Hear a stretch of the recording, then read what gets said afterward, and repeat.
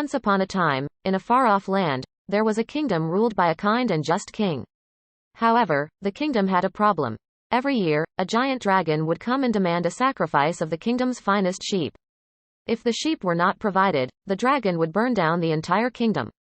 The king, being a wise and fair ruler, decided to hold a competition to determine the next sheep to be sacrificed to the dragon. The competition was simple. Whoever could make the dragon laugh would be declared the winner, and their sheep would be spared. The people of the kingdom were in a frenzy. Everyone had a different idea of what would make the dragon laugh.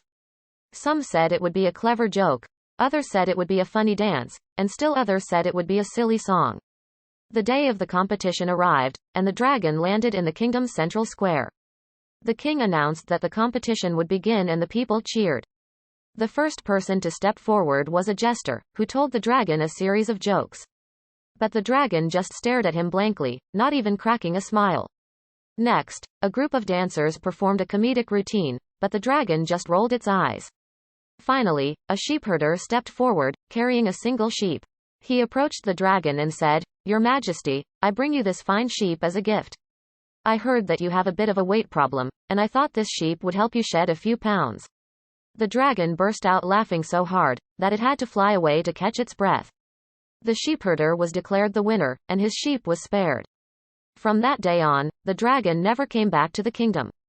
The king decreed that the sheepherder would be forever known as the Dragon Slayer, and he was awarded with a statue of him in the central square of the kingdom. And every year, the kingdom celebrated the Dragon Slayer Day, and the sheepherder would tell the story of how he defeated the dragon with just a clever joke. Years passed and the sheepherder, who was now an old man, had passed on the art of joking and storytelling to his children and grandchildren. His family had become the official jesters of the kingdom and were known throughout the land for their wit and humor. One day, a new king came to the throne. He was not as kind and just as the previous king, and he had different plans for the kingdom. The new king wanted to impose taxes on the people and use the money to build a grand palace for himself. The people of the kingdom were not happy with the new king's plans and they decided to protest. They marched to the palace, but the king refused to listen to their complaints. In a desperate attempt to make the king change his mind, the sheepherder's grandson, who was now the leader of the jesters, had an idea. He gathered all the jesters of the kingdom and they all marched to the palace with a plan. When they reached the palace, the jesters began to perform in front of the king's palace. They told jokes, sang silly songs and danced. The king, who was known for his love of entertainment, couldn't resist and ordered his guards to let them in.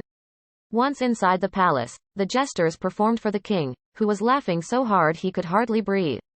And in the midst of all the laughter, the sheepherder's grandson approached the king and asked him to reconsider his plans for the kingdom. The king, still laughing, realized the error of his ways and promised to lower the taxes and use the money to help the people of the kingdom. The people were overjoyed and the jesters were hailed as heroes once again. From that day on, the kingdom was ruled by a kind and just king once again, and the art of storytelling and humor was valued and celebrated throughout the land.